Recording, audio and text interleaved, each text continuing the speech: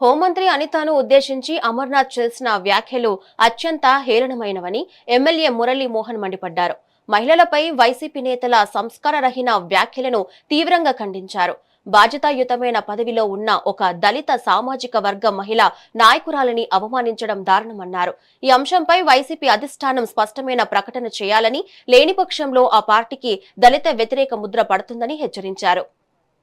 గౌరవ హోంమంత్రి గారిని ఉద్దేశించి మాజీ మంత్రి గుడివాడ అమర్నాథ్ మాట్లాడినటువంటి మాటలు హేయనీయం. ఒక మహిళని, అందులోనూ హోంమంత్రి బాధ్యతలో ఉన్నటువంటి ఒక మహిళను అతను మాట్లాడినటువంటి మాటలు చూస్తుంటే అతని కండకావరం ఏంటనేది అర్థమవుతోంది. ప్రజాస్వామ్యం పట్ల, అలాగే మహిళల పట్ల వారి ఆలోచన ఏ విధంగా ఉందన్నది అర్థమవుతోంది. ఆయన కూడా ఒక మంత్రిగా పనిచేశారు.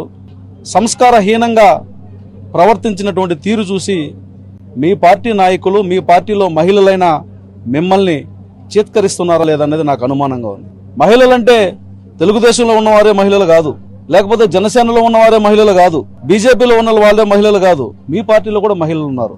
మీ పార్టీ అధినేతకు సంబంధించి వారి కుటుంబ సభ్యులను ఒక మాట మాట్లాడిన కారణంగా తెలుగుదేశం పార్టీ సానుభూతిపరుడైనటువంటి వ్యక్తి అయినా, తెలుగుదేశం పార్టీని భుజాన మోసినటువంటి వ్యక్తి అయినా మాటలలో తన సంస్కారాన్ని పక్కన పెట్టిన కారణంగా కిరణ్ అన్నటువంటి యువకుణ్ణి జైలుకు పంపించేటటువంటి చరిత్ర మాది.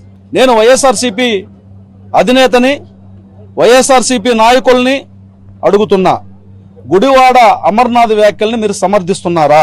మహిళల పట్ల గుడివాడ అమర్నాథ్ యొక్క ధోరణే మీ పార్టీ ధోరణా? గుడివాడ అమర్నాథ్ చేసినటువంటి వ్యాఖ్యల్ని మీరు సమర్థిస్తున్నట్లయితే మీ పార్టీ విధానం మహిళల పట్ల ఇదే అన్నటువంటి ప్రకటన చేయగలిగిన దమ్ము మీకు ఉండాలా? లేదంటే దళిత సామాజిక వర్గం, ముఖ్యంగా దళిత సామాజిక వర్గం నుంచి వచ్చినటువంటి స్వశక్తితో ఎదిగినటువంటి, కష్టపడి కష్టాలకు ఎదిగినటువంటి ఒక మహిళను అవమానించినటువంటి తీరు చూస్తే దళిత సమాజం మిమ్మల్ని చీత్కరిస్తోంది. గౌరవ హోంమంత్రి గారిని